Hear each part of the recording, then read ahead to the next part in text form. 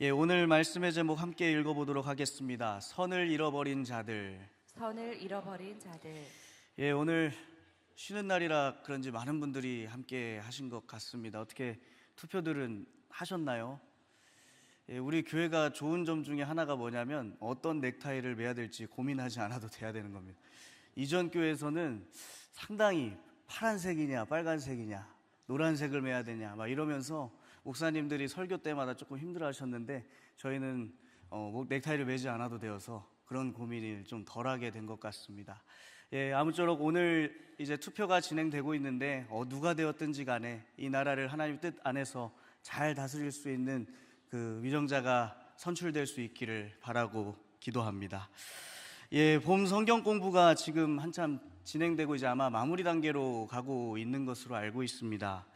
교회 안에서 정해진 교육에 참여하여 성경을 알아가는 그 모습들, 그 성도님들의 열심을 바라볼 때면 참 정말 잘하고 계시고 정말 하나님이 기뻐하시겠다라는 그런 생각들이 들 때가 많이 있습니다.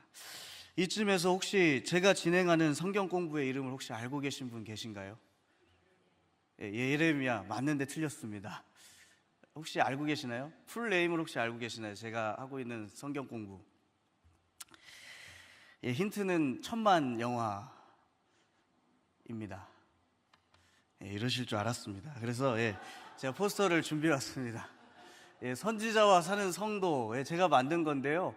얼핏 보면 무슨 올해 영화 살목지 같기도 하고 전설의 고향 같기도 한데 외로움을 겪고 있는 선지자를 좀 표현하고자 저렇게 만들었습니다. 선지자와 사는 성도라고 하는 이제 제목으로 저희가 하고 있는데 아까 우리 권사님 말씀하신 대로 예레미야 선지자를 지금 함께 보며 하루하루 가고 있습니다.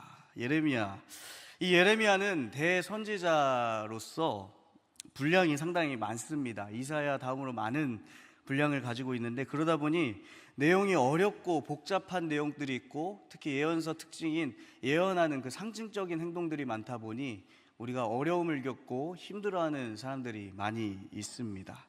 그래서 저와 함께 수강을 하는 분들은 아마 예레미야의 그 중요점, 내용들은 어렵지만 그 안에서 이야기하고 있는 예레미야의 중심 주제들은 아마 아실 겁니다. 그래서 오늘 함께 우리가 예레미야 말씀을 제가 준비하고 또 이제 말씀을 이어나가려고 하는데요. 오늘 우리가 함께 읽었던 본문의 내용이 특별히 예레미야의 상황에 대해서 잘 알려주고 있는 본문 중에 하나입니다. 여러 개가 있지만 오늘 본문들이 예레미야가 지금 어떤 심정으로 하나님 말씀을 증거하고 있는지 또 이스라엘 백성들이 어떤 것을 추구하며 나아가야 되는지 이야기를 하고 있습니다. 우리 예레미야를 이야기할 때 혹시 우리 성도님들은 어떤 단어가 가장 먼저 생각이 나나요? 이거는 수업을 듣지 않아도 알 수 있습니다. 무슨 선지자라고 이야기를 하죠? 예레미야를? 그렇죠. 눈물의 선지자. 눈물의 선지자 예레미야. 예루살렘 멸망하고 있는 그 현장을 바라보며 눈물을 흘리고 있는 예레미야의 내용이 잘 담겨져 있는 본문입니다. 예레미야를 눈물의 선지자로 이야기하는 이유는 무엇일까요? 혹시 밤마다 감수성이 터져서 슬픈 영화를 보다가 그렇게 눈물을 흘리고 그래서 눈물의 선지자일까? 아니면 이스라엘 백성들 많은 제사장들과 고관들이 그를 핍박하고 고문하고 이랬기 때문에 슬퍼서 눈물을 흘리고 있을까? 사실 눈물의 이유는 자기 고향, 자기의 나라가 바벨론에 의해서 멸망할 수밖에 없는 길을 걷고 있는 상황 가운데에 그 한 국민으로서, 한 나라의 백성으로서 오는 문제와 또 하나님의 부름을 받은 사역자로서 그 어려움 가운데 겪고 있는 어떤 길을 가야 될까? 결국 멸망의 길로 갈 수밖에 없는 이스라엘 백성들을 보며 눈물을 짓기에 눈물의 선지자라고 우리는 이야기를 합니다. 오늘 본문의 내용이 그것을 나타낸다고 했는데요. 우리 19절, 20절 말씀 함께 읽어보도록 하겠습니다.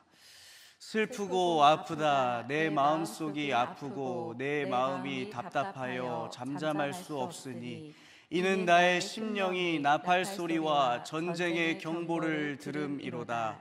패망의 패망이 연속하여 온 땅이 탈취를 당하니 나의 장막과 휘장은 갑자기 파멸되도다. 아멘. 전쟁의 경보가 울리고 있음에도 여전히 그대로인 유다 백성들, 멸망의 길로 가는 모습은 예레미야의 슬프고 답답한 모습이 본문 말씀 가운데 담겨져 있습니다. 예레미야 선지자가 활동을 시작하던 시기는 예레미야 1장에 보니까 요시야 왕이라고 등장을 하고 있습니다. 이 요시야 왕은 하나님께 인정받은 왕 중에 하나였습니다. 잃어버렸던 하나님의 율법을 다시 행한 왕이었고, 우상들을 부시고 하나님께 온전한 제사를 드리기에 힘썼던 왕이었는데요. 그러다 보니 이스라엘 백성들은 왕이 하나님의 율법을 잘 따름으로 인하여서 복을 누리고 있는 그런 상황들이었습니다. 부국강병한 모습들을 나타내고 있었다라는 것이죠. 그런데 이 요시야 왕이 무깃도에서 전쟁을 하다가 그만 전사를 하게 됩니다. 그래서 그의 아들이었던 여호야김이라고 하는 아들이 왕이 되었는데, 이때부터 멸망의 길을 걷기 시작합니다. 그 아버지가 행했던 율법의 길이 아니라 멸망의 길, 율법을 따르지 않고 하나님 말씀대로 살지 않고 그저 지금 자신들이 잘 살고 있는 모습을 하나님께서 복 주신다 여기며 착각 가운데 살고 있었던 시대가 바로 여호야김 시대였습니다.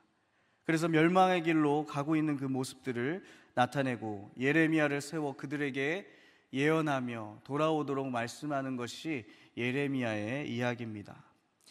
예루살렘의 죄악은 많지만 일부 내용들을 몇 구절 가져왔는데요. 함께 보시면 예레미야 2장 8절에 보면 본분을 잊어버린 이들에 대한 모습이 나타나 있습니다. 제사장들은 여호와께서 어디 계시냐 말하지 아니하였으며, 율법을 다루는 자들은 나를 알지 못하며, 관리들도 나에게 반역하며, 선지자들은 바알의 이름으로 예언하고 무익한 것들을 따랐다라고 되어 있습니다. 예레미야 2장 34절에는 이웃사랑이 사라진 것을 발견할 수가 있는데요. 또 내 옷단에는 죄 없는 가난한 자를 죽인 피가 묻었나니, 이건 무엇이냐면 재판장이 하나님의 율법대로 재판을 해야 되는데 부자들의 돈을 받고 오히려 가난한 자들이 무고한 죄를 당하면서 죄의 형벌을 감당하는 모습들이 이 시대에 나타나 있었다라는 것입니다. 그리고 예레미야 7장 30절 31절에는 심각한 일들이 나타나는데요. 여호와께서 말씀하시되 유다 자손이 나의 눈앞에 악을 행하여 내 이름으로 일컬음을 받는 집에 그들의 가증한 것을 두어 성전에 우상 제물들을 갖다 놓았다라는 것입니다. 집을 더럽혔으며 흰놈의 아들 골짜기에 도벳사당을 건축하고 그들의 자녀들을 불에 살랐나니 내가 명령하지 아니하였고 내 마음에 생각하지도 아니한 일이니라. 하나님이 그토록 싫어하였던 우상 숭배와 자신의 자녀들을 몰렉에게 바치는 인신제사가 예루살렘 이스라엘 백성들 가운데 있었던 것입니다. 그들이 멸망할 수밖에 없었던 이유인 것이죠. 그런데 더 큰 그들의 태도가 예레미야 2장 35절에 나타나 있는데요. 우리 함께 읽어보도록 하겠습니다. 그러나 너는 말하기를 나는 무죄하니 그의 진노가 참으로 내게서 떠났다 하거니와 보라 내 말이 나는 죄를 범하지 아니하였다 하였으므로 내가 너를 심판하리라. 어떤 태도이죠? 나는 죄가 없어. 우리가 잘 살고 있는데 무슨 우리가 죄를 짓고 있어. 나는 하나님이 선택한 백성이야. 나는 잘못한 것이 하나도 없어. 이런 모습들이 이스라엘 가운데 나타나 있었던 가장 큰 잘못입니다. 자신들의 죄를 깨닫지 못하고 있었던 것. 아니 오히려 스스로 선하다라고 이야기를 하고 있는 모습들입니다. 멸망이 다가옴에도 패망이 다가옴에도 그들의 변하지 않는 모습, 여전히 죄악 가운데 하나님의 율법이란 상관없는 사람들처럼 살아가고 있는 그들의 모습, 죽음의 길로 가는 그들의 모습으로 예레미야 선지자는 눈물을 흘리고 있었던 것입니다. 예루살렘의 이런 모습에 대해 이렇게 이야기합니다. 우리 22절, 오늘 본문 22절 말씀도 함께 읽어보도록 하겠습니다. 내 백성은 나를 알지 못하는 어리석은 자요 지각이 없는 미련한 자식이라. 악을 행하기에는 지각이 있으나 행하기에는 무지하도다. 아멘. 하나님을 알지 못하며 하나님의 뜻을 모르는 자들, 그들을 가리켜 어떻게 이야기하냐면 선을 잃어버린 자들이라 이야기하고 있습니다. 선을 잃어버린 자. 그들이 잃어버린 선, 바로 우리가 나눌 성령의 열매, 6번째 양선의 열매입니다. 우리 양선의 열매는요, 이렇게 정리를 하고 있더라고요. 어질 양자과 착할 선자를 써서 아가도시네, 영어로는 굿니스라고 하는 표현을 쓰고 있는데, 호의를 뜻하는 아가도스에서 파생된 말로 이 양선이라고 하는 단어는 몇몇 서신에 기록된 단어라고 하고 있습니다. 많이 나오지 않는 단어라고 이야기를 하는 것이죠. 그러나 그 뜻이 분명합니다. 마음이 부드러운 차원을 넘어 적극적으로 선을 행하는 상태, 선행과 유익과 선량함으로 이해하기도 하고요, 그리스도에게 맡기고 성령에 지배되는 삶을 사는 성도가 선을 행하고 남에게 유익을 끼치는 상태를 언급한다라고 정리를 하고 있습니다. 다시 말하면 선함입니다. 선함. 하나님이 주신 선함을 이루어 나가는 것, 예수 그리스도를 구주로 고백하는 이들이 반드시 맺어야 되는 성령의 열매 중 하나가 바로 이 양선이라고 하는 것이죠. 결국 이 선을 잃어버린 그들은 바벨론에 의해 멸망당하게 되는 비극을 겪게 됩니다. 지금 예레미야 시대 때 겪고 있는 예레미야 선지자가 어려움을 겪고 있는 상황들을 우리가 함께 보았는데요, 그렇다면 우리들의 사회는 어떨까? 우리들의 사회도 마찬가지인 것 같습니다. 선을 잃어버린 사회, 악하고 악한 길로 가고 있는 상황들을 우리가 바라볼 때가 있지요. 최근에 있었던 일 중에 가장 충격적이었던 뉴스는, 제가 가장 충격을 느꼈던 뉴스는 바로 이것이었습니다. 초등학교에서 운동회를 하려고 하는데 그 주변 아파트에서 시끄럽다고 민원을 넣어가지고 운동회를 취소했다라는 얘기, 전 너무 충격이었습니다. 그럼 그 아이들은 어디서 운동회를 해야 되나요? 그리고 한 가지 또 충격이었던 것은, 점심시간에 이제 축구를 하려고 나가는데 자기 아들은 축구를 못한다고 상대적 박탈감이 있다고 해서 점심시간에 축구하는 것을 못하게 해달라고 민원이 들어와서 축구를 못하게 한다고 합니다. 저는 쉬는 시간대마다 그냥 나가서 공을 찼던 사람이어서 정말 이해가 안 되는 그런 일들이 우리 세상 가운데 일어나고 있음을 바라보고 있습니다. 이 사회가 어쩌다가 이렇게 되었을까? 이게 과연 옳은 일일까? 그런데 놀랍게도 이 일 외에도 우리 사회는 악한 길로 가고 있는 뉴스들이 차고도 넘칩니다. 층간소음으로 인해 이웃을 살해한 것은요, 이미 오래전부터 계속되는 일들이었고요, 또 지나가다가 자신에게 옳은 말을 했다고 싫다고 폭행하며 때리는 일들이 일어나고 있고, 또 요즘은 주차장 빌런이라고 해가지고 차보다 먼저 와가지고 서 있어서 그 자리를 다른 사람들이 못 되게 하고 있는 그런 모습들, 악성 민원들, 탈세들, 탈법 등 많은 일들이 우리 사회를 어지럽히고 있습니다. 점점 선을 잃어가는 사회인 것처럼 느껴지죠.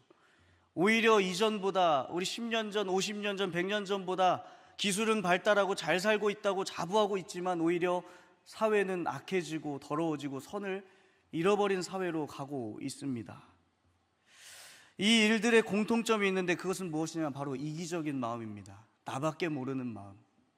내가 시끄러우니까 아이들이 뛰어노는 소리들이 지겨운 거죠. 내가 싫으니까, 내 아들이 피해본다고 생각을 하니까, 내 아들만 귀하다고 생각하니까 그런 활동들을 못하게 하고 선생님들에게 악성 민원을 내며 이런 일들이 우리 사회 가운데 있다라는 것입니다. 나만 아니면 돼, 나만 피해보지 않으면 돼, 나만 잘 나가면 돼, 이런 이기적인 마음들이 우리 사회를 언젠가부터 더럽히며 자신의 부와 유익만이 만족을 어기며 살아가고 있는 모습들이 우리 사회를 악한 세대로 만들어가고 있는 것 같습니다. 제 주변에 일찍 결혼한 친구들이 세상에 이런 모습 때문에 자녀를 낳기가 싫다고 이야기를 합니다. 과연 무엇을 배우며 무엇을 가르치며 이 아이들을 키워야 될까? 자녀가 있더라도 그 아이가 아직 갓난 아기임에도 불구하고 이 아이를 벌써부터 일반 학교에 보내야 될지, 홈스쿨링을 시켜야 될지, 대안학교를 보내야 될지, 이런 고민들을 하고 있는 것이 지금 우리가 살아가고 있는 시대 가운데의 모습이다라는 것이죠. 때론 악한 모습으로 살아남는 모습이 옳다고 변질되어서 그 모습을 당당하게 따라가며 나는 아무 죄가 없어 하며 살아가는 모습들, 어쩌면 예레미야 시대 때 보여졌던 이스라엘 백성들의 모습이 지금을 살아내고 있는 우리 삶 가운데 잘 나타나고 있는 것은 아닌가 돌아보게 됩니다. 사회의 모습을 보면 눈물 없이 기도할 수 없는 모습들이 우리 가운데 나타나 있고, 변하지 않는 공동체의 모습이 우리를 망연자실하게 만들고 있는 그런 사회 가운데 우리는 살아가고 있습니다. 이런 어두워져가는 시대 가운데, 예레미야 시대도 어두워져 가고 있는 그 시대 가운데, 그러나 하나님은 그들을 결단코 포기하지 않으십니다.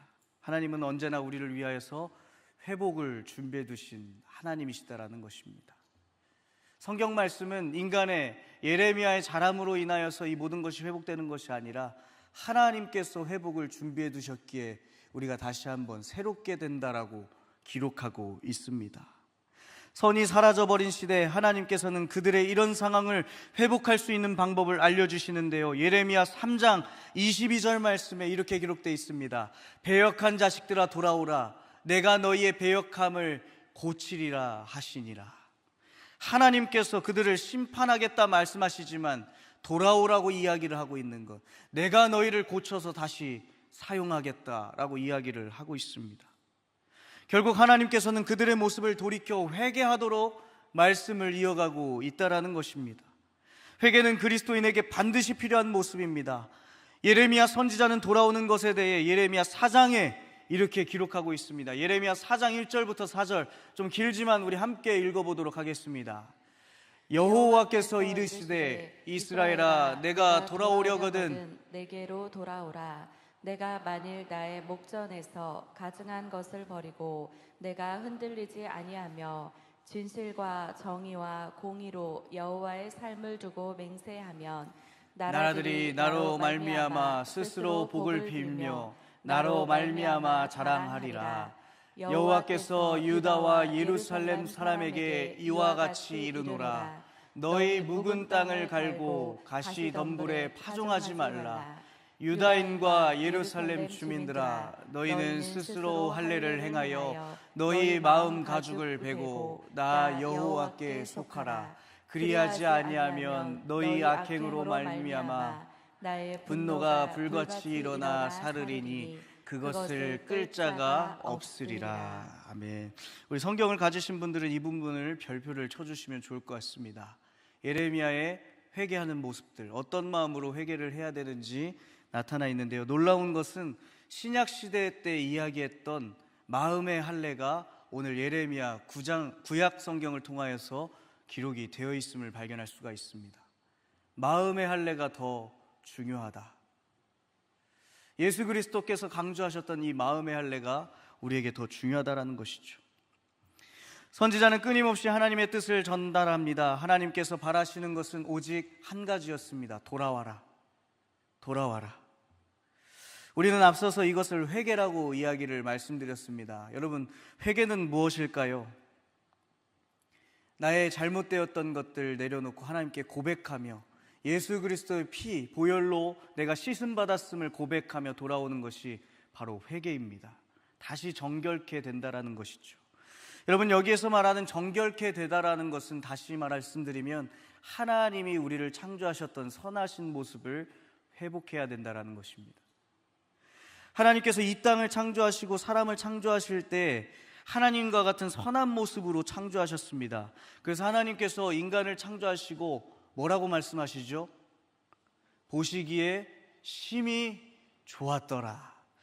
여러분, 여기에서 좋다라는 단어의 어원은 토부라고 하는 단어입니다. 이 토부는 눈에 즐거운, 좋음, 아름다운으로 번역을 할 수가 있습니다. 토부, 좋다, 복되다 라고 할 때 사용하는 단어가 바로 이 토부라고 하는 단어입니다.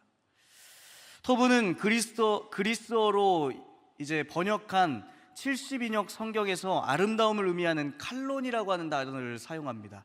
아름답다, 선하다, 이런 뜻을 가지고 있는데, 이것은 단순한 도덕적 선함을 넘어 미적, 영적 차원의 의미를 담고 있다는 것입니다. 그러니까 하나님의 그 선하신 성품을 원래 우리 인간들에게 그대로 창조하셨는데 그것을 우리가 받았다라는 것을 의미하고 있는 게 바로 토부가 가지고 있는 것인데요, 정교회 신학자였던 비겐 구로얀이라고 하는 사람은 자신의 책 정원에서 하나님을 만나다에서 토부, 하나님이 피조물을 보시고 좋다고 말씀하시는 것은 도덕적, 지적, 미적 평가가 존재하고 신성하게 한다라고 해석하고 있습니다.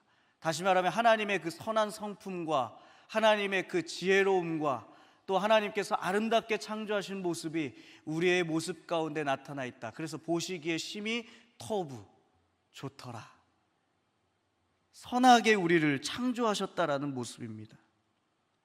인간을 보시기에 심히 좋았더라는 결국 하나님의 성품이 담긴 창조물로 선하게 창조하셨다라는 의미가 담겨져 있는 것입니다. 그러나 이것이 어떻게 부서집니까?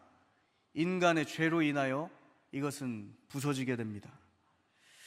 그러기에 우리 사람들은 무너진 선을 다시 회복해야 됩니다. 그것은 오직 하나님께 돌이키는 회개밖에 없다라고 성경은 기록합니다.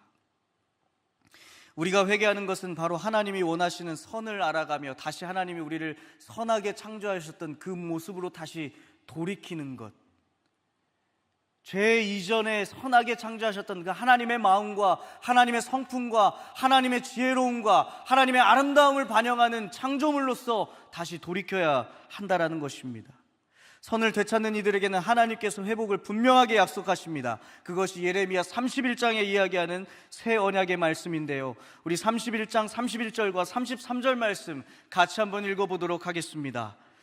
여호와의 말씀이니라. 보라, 날이 이르리니 내가 이스라엘 집과 유다 집에 새 언약을 맺으리라.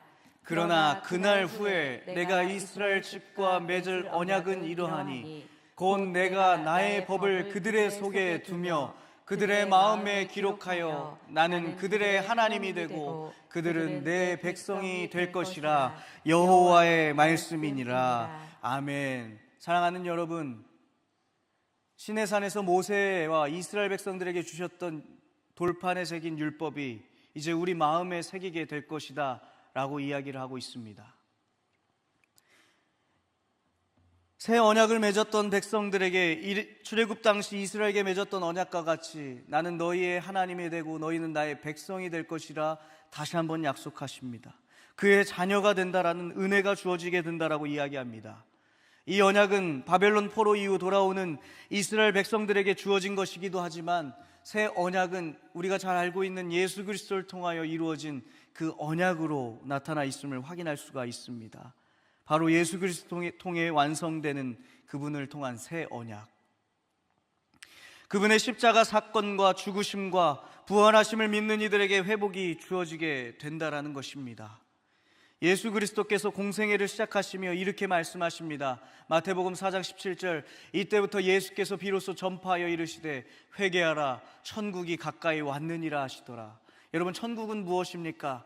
하나님의 나라 백성으로 우리를 삼아주시며 하나님은 우리의 하나님이 되시며 그 나라에서 우리가 영원히 거하게 될 그 천국이 가까이 왔다라고 말씀하고 있습니다. 어떻게 해요? 회개를 통하여서. 회개하라. 하나님의 백성으로 살게 된다는 것입니다. 예수님께서 바로 우리 새 언약의 주인이시기 때문입니다. 예수님께서 또한 누가복음과 또한 바울 사도의 고린도후서를 통해 새 언약에 대해서 이렇게 이야기하고 있습니다. 누가복음 22장 20절, 저녁 먹은 후에 잔도 그와 같이 하여 이르시되 이 잔은 내 피로 세우는 새 언약이니 곧 너희를 위하여 붓는 것이라.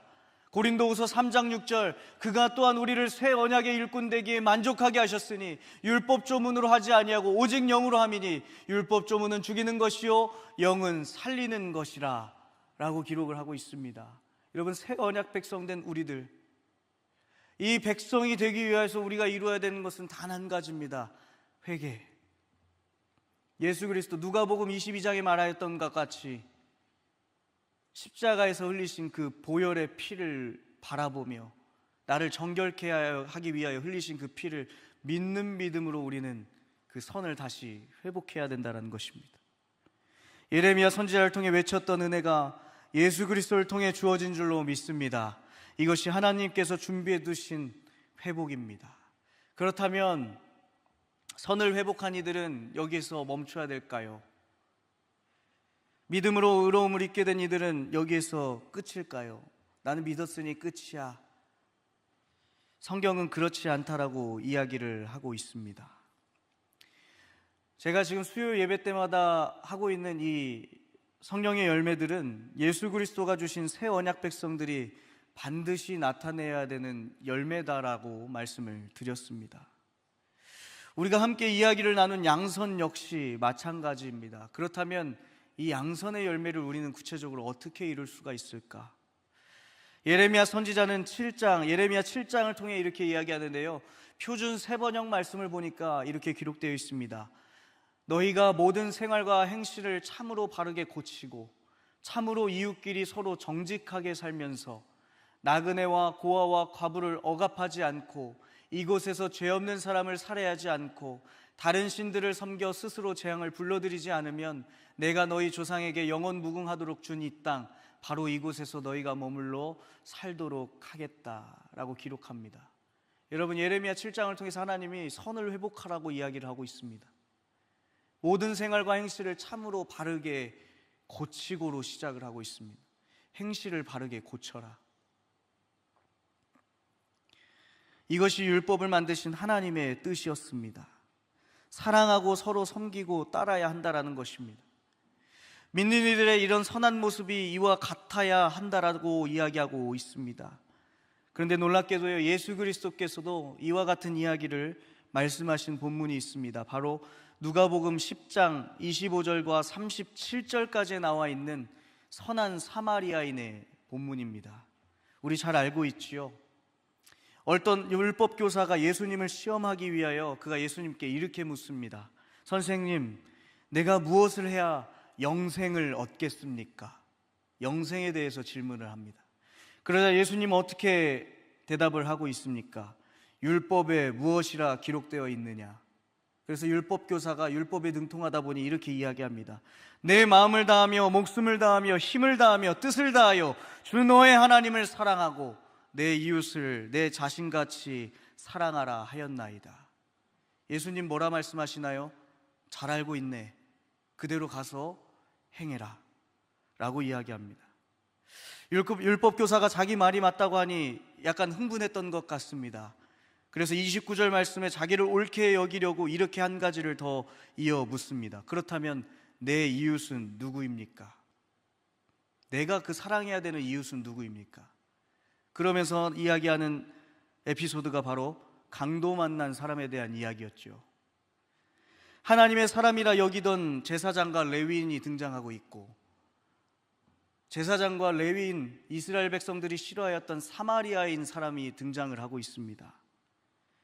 강도 만난 사람을 길거리에 쓰러져 있을 때에 제사장도 레위인도 그 사람을 쳐다보지 않고 그저 자기가 옳다고 여긴 대로 자신이 향한 길로 나아갔습니다. 그러나 선한 사마리아인 그 사람은 달랐습니다. 자신과 상관없던 그를 치료하고 돌보아주고 심지어 그 값이 배로 든다고 하면 그 값을 자기가 지불하겠다라고 이야기를 하며 그 사람을 돌보았습니다.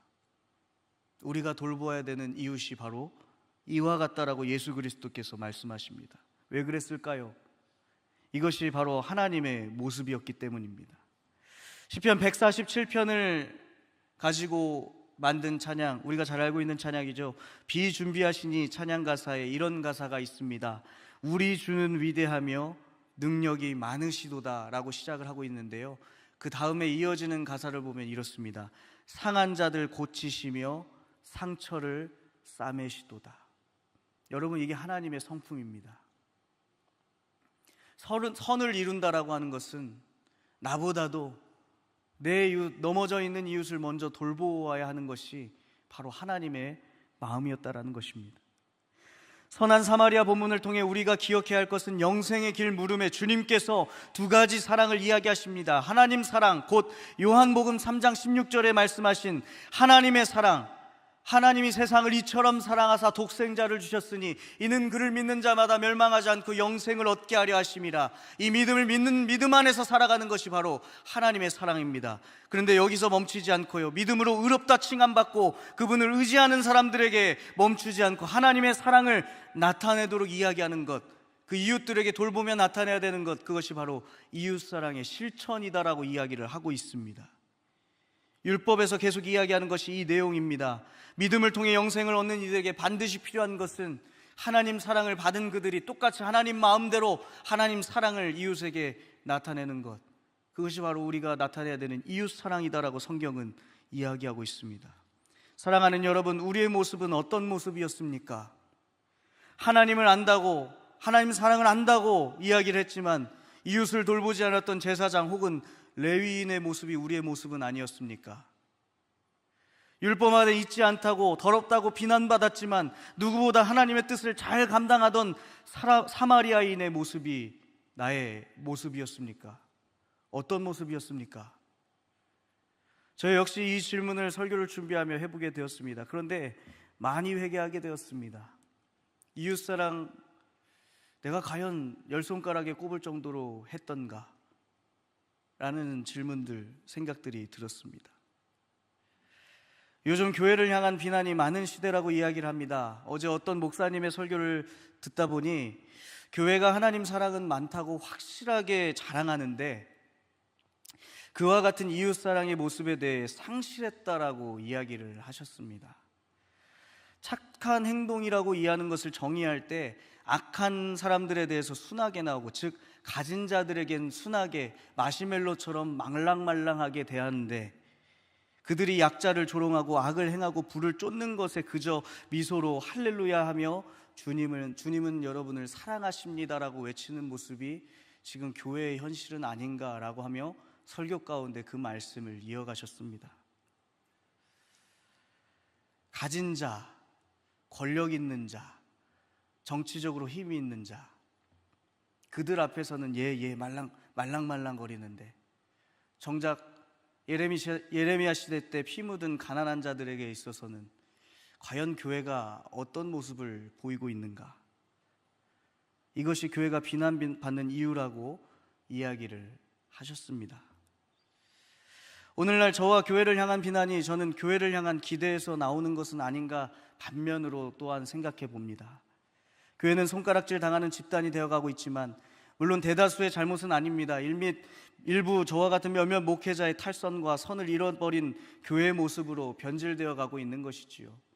그런 목회자들이 성도를 잘못된 방향으로 가르치고 있으니 비난을 받는 것 아니겠습니까?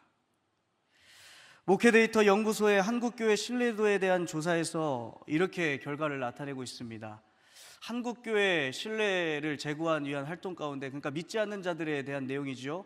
윤리와 도덕 실천 운동이 압도적인 1위였다고 합니다. 압도적인 1위. 교회가 신뢰를 회복하기 위해서 가장 먼저 해야 되는 게 뭐냐면 윤리와 도덕 실천 운동이 최우선이다. 이게 압도적 1위였다고 합니다. 교회의 모습에 실망하여 떠나는 사람도 많지만 이면에 교회에 대한 선함에 대해 많은 이들이 바라고 있다는 것을 생각해 봅니다. 아직 세상 사람들이 교회가 양선의 열매를 맺기를 바라고 기대하고 있구나. 손가락질하고 있지만 여전히 교회는 그래도 회복할 수 있는 힘이 있구나를 증명하고 있는 것이 저는 이 자료라고 생각합니다. 너희들만의 세상, 너희들만 잘 먹고 잘 사는 곳, 나만 아니면 돼 하는 제사장이나 레위인이 아닌 선한 사마리아인의 모습을 교회에서 찾고 있으며 하나님의 백성들에게 양선의 열매를 맺고 선을 회복하길 바라며 기대하고 있다라는 것입니다. 야고보 사도는 믿는 이들에게 반드시 행동이 있어야 한다라고 이야기합니다. 야고보서 2장 14절과 17절 말씀 우리 함께 읽어보도록 하겠습니다. 내 형제들아, 만일 사람이 믿음이 있노라 하고 행함이 없으면 무슨 유익이 있으리요? 그 믿음이 능히 자기를 구원하겠느냐? 이와 같이 행함이 없는 믿음은 그 자체가 죽은 것이라. 아멘. 어떤 이들은 이것이 행위 구원을 이야기한다고 해서 야고보서를 가볍게 여기는 이들도 있습니다. 아니요, 분명히 기록되어 있습니다. 믿음의 사람에게 반드시 따라오는 것이 행함이다라는 것입니다. 선을 위한 하나님 사랑과 이웃 사랑이 되는 것입니다. 선한 사마리아 사람이 보인 모습이 바로 야고보 사도가 이야기했던 이 모습이 우리에게 필요하다라고 강조하고 있는 것입니다. 사랑하는 여러분, 우리는 이 선함을 다시 회복해야 될 줄로 믿습니다. 한편으로 우리 교회가 선교적 교회를 지향하며 사역을 달려가는 것이 감사했습니다. 때로는 어떤 분들이 교회에 조금 더 쓰면 어떨까, 교회에 조금 더 신경 쓰면 어떨까 이렇게 얘기를 하기도 하지만 한편으론 이 시대가 바라는 점이 바로 이 모습이 되어야 한다라고 저는 생각합니다. 교회로 하나님 사랑을 이루고 우리만 잘 먹고 잘 사는 것이 아닌 아무도 돌보지 않았던 이방인들, 지역 약자들, 장애인, 상담이 필요한 이들을 찾아 나서며 교회의 필요를 가지고 가는 교회가 또한 기대가 되기도 합니다. 그러나 교회의 의지로만 이 일을 이루기에는 어렵습니다. 우리 몸된 교회인 성도님 한 분 한 분, 목회자들은 말할 것도 없고요. 함께 나아가야 합니다. 함께 세워나가야 합니다. 함께 동참해야 합니다. 그저 교회 피오로서 1년 행사 끝내고 마무리되는 것이 아니라 함께 해야 한다는 것입니다. 예레미야 시대 사람들은 하나님 사랑과 이웃 사랑 전부를 잃어버린 시대였습니다. 자신들을 세우신 하나님의 목적을 잊어버리고 선을 잊어버린 시대였습니다. 그 결과는 처참했습니다. 멸망하고 다 사라졌습니다. 그러나 하나님은 다시 희망과 소망을 주십니다. 돌이키고 회개하여 하나님의 백성으로 삼아주시며 능력 주시고 우리를 통해 일하겠다 말씀하셨습니다. 이 일을 위해 선을 되찾은 우리들이 선한 능력으로 달려가는 저와 성도님들 되시기를 주님의 이름으로 축복합니다.